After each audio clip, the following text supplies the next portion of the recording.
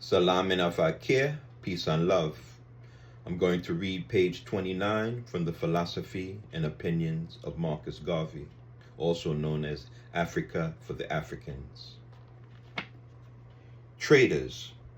In the fight to reach the top, the oppressed have always been encumbered by the traitors of their own race, made up of those of little faith and those who are generally susceptible to bribery for the selling out of the rights of their own people. As Negroes, we are not entirely free of such an encumbrance. To be outspoken, I believe we are more encumbered in this way than any other race in the world because of the lack of training and preparation for fitting us for our place in the world among nations and races.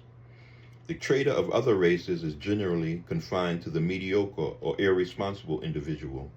But unfortunately, the traitors among the Negro race are generally to be found among men highest placed in education and society, the fellows who call themselves leaders. For us to examine ourselves thoroughly as a people, we will find that we have more traitors than leaders, because nearly everyone who essays to lead the race at this time does so by first establishing himself as the pet of some philanthropist of another race, to whom he will go and debase his race in the worst form, humiliate his own manhood, and thereby win the sympathy of the great benefactor who will dictate to him what he should do in the leadership of the Negro race. It is generally, you must go out and teach your people to be meek and humble. Tell them to be good servants, loyal and obedient to their masters. If you will teach them such a doctrine, you can always depend on me to give you 1,000 a year or 5,000 a year for the support of yourself, the newspaper, or the institution you represent. I will always recommend you to my friends as a good fellow who is all right.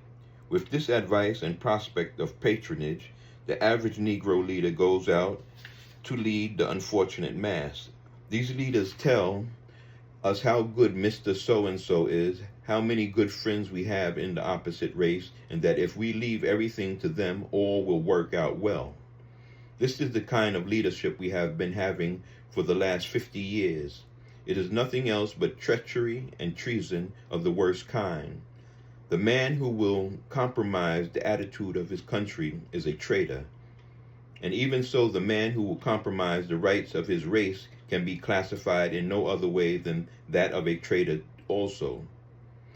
Not until we settle down as 400 million and let the men who have placed themselves in the lead of us realize that we are disgusted and dissatisfied, and that we shall have a leadership of our own and stick by it when we get it, will we be able to lift ourselves from this mire of degradation to the heights of prosperity, human liberty, and human appreciation. The Philosophy and Opinions of Marcus Garvey. Salam and afakir, peace and love.